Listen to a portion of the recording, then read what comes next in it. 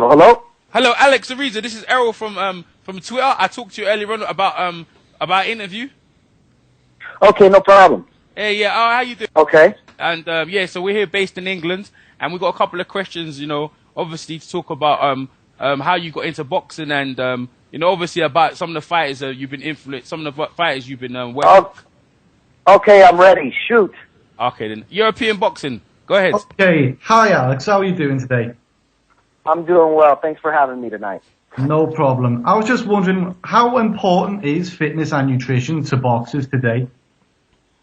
I think better than me saying how much or preaching it the way I've been preaching it for years. I think Juan Manuel Marquez showed just how intricate that the strength and conditioning is in boxing, and even more so, I think it even though it's a tremendous loss for me, but it was such a tremendous win for science and exercise and nutrition, and how it is now been brought to the forefront with, you know, just only a few people that have been speaking on its behalf. That's like obviously myself, Memo Heredia, you know, and another strength trainer that I have a lot of respect for, which is Phil Landman, Cotto's strength conditioning coach.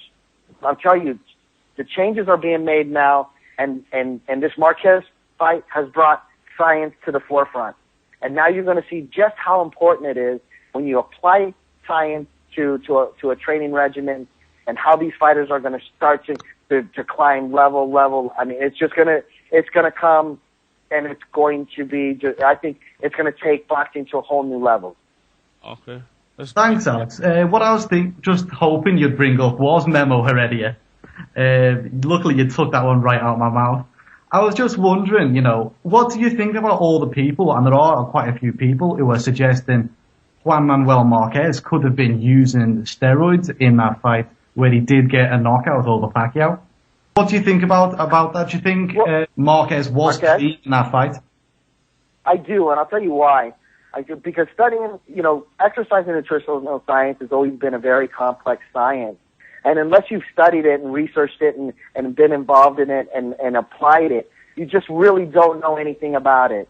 And I think it was it was unprofessional, it was reckless, what people were saying, because I was in those exact shoes before when it came to Manny. Not only Manny, but Amir was under the same, you know, scrutiny.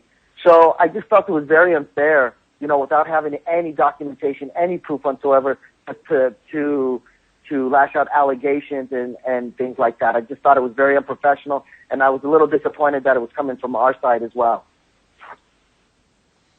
Just off the top of my head, have any fighters that you've worked with ever tested positive? Well, right now I'm here in Mexico, Culiacan, Mexico, with Chavez Jr.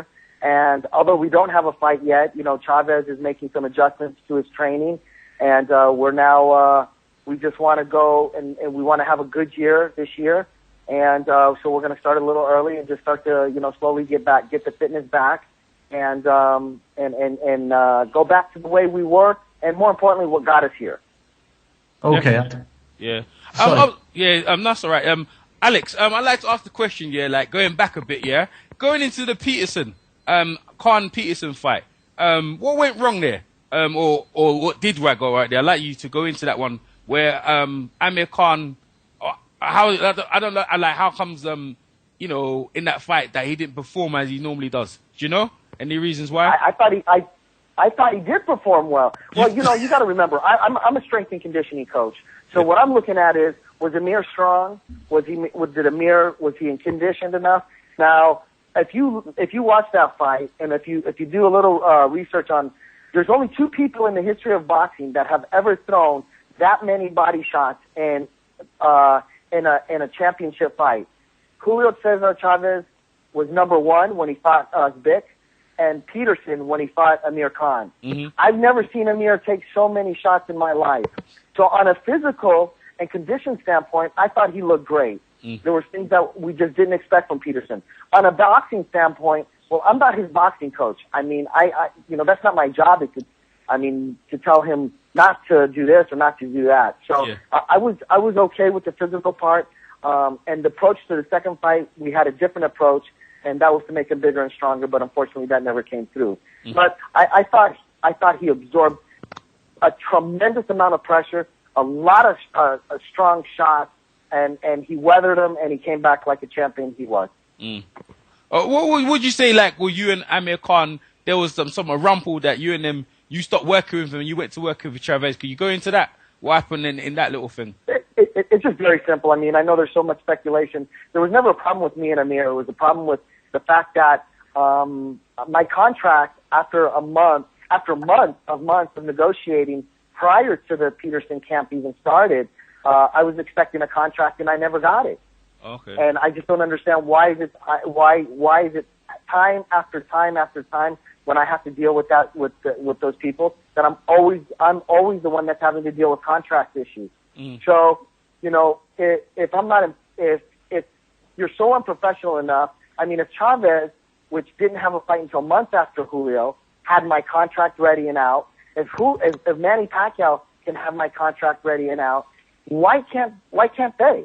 Yeah. It definitely is true. So, That's true.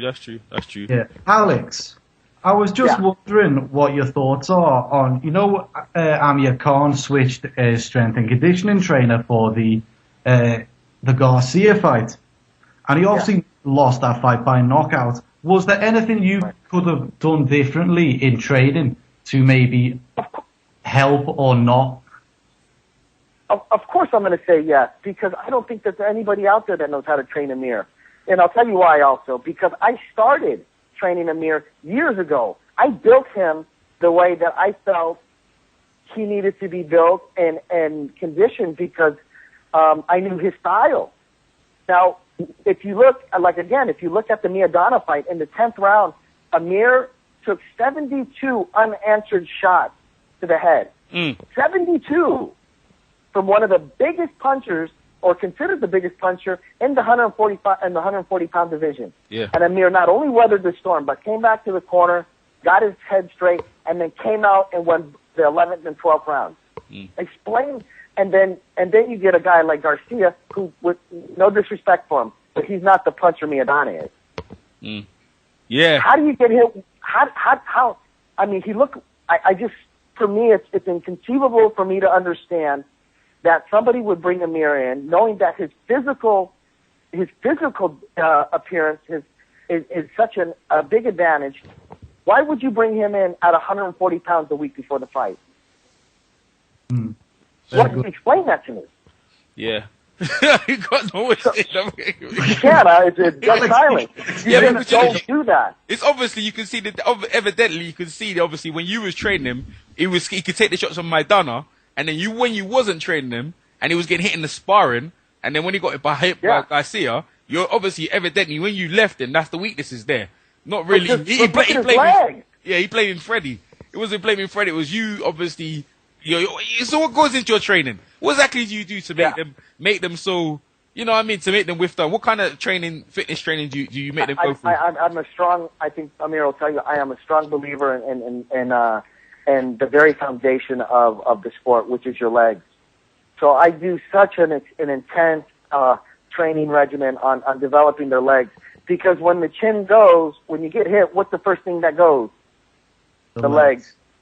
So unless those legs have felt the absolute fatigue and absolute the lactic acid buildup, like to where you just don't, the numbness, I mean, when there's nothing there, unless they've been pushed to that point and you get hit, there's nothing there for there to be a muscle memory of that they've been at that point.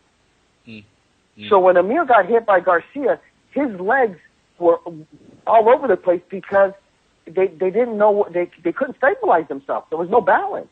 And then, Alex, needless to say, but go ahead. Sorry, okay, thank you. As a big Amir Khan fan, will you be working with him in the future? Like I said, and I always say this, I don't have any problems with Amir. I think we're still friends. I thought of us as friends even from the beginning. This is a business. And when Amir wants to for me, I work for the fighter. It's just like I'm here at Julio's house right now. I don't need to hear from the promoter. I don't need to hear from the managers. I don't need to hear from his dad or his mom or anybody else. I need to hear from Julio to say, hey, bro, I want you to come out here now. and I'm on a plane and I'm out here. I don't need to, I work for the fighter. So when Amir wants to get control of his own career and start calling the shots, and he says, "Hey, Alex," then him and I will sit down and we'll discuss it, and that'll be something, at that point. Okay. But at this point right now, thankfully, with the tremendous win that Marquez had, I think it's brought strength and conditioning to a whole new level, and I'm just getting more work than I've ever got just because of that. Sad to say. I've just got one more question for you, Alex. Is that okay? Yeah, shoot, I got all night. All right. Oh, I'll think of some more. I always see you in the Manny Pacquiao corner, and like you said, you're the fitness and conditioning coach.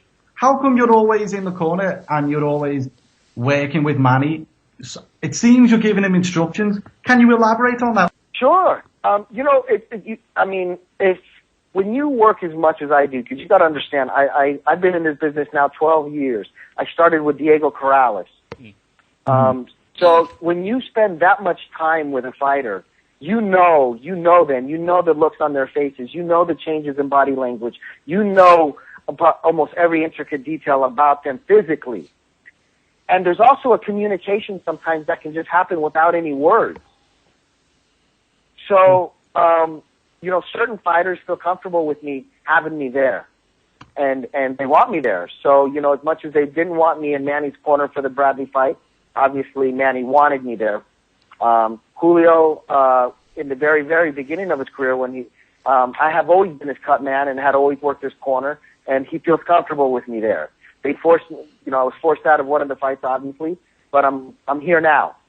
So, Amir, I think, also felt comfortable with having me there. So, it's just a matter of the personal relationship and the rapport and me knowing their body. And even, and worse, if there's a problem, an injury that occurs, I'm there at least, in the event of that. But, you got to also remember, I've been in this business 12 years. I mean, if I'm as smart as I say I am, I better start to learn.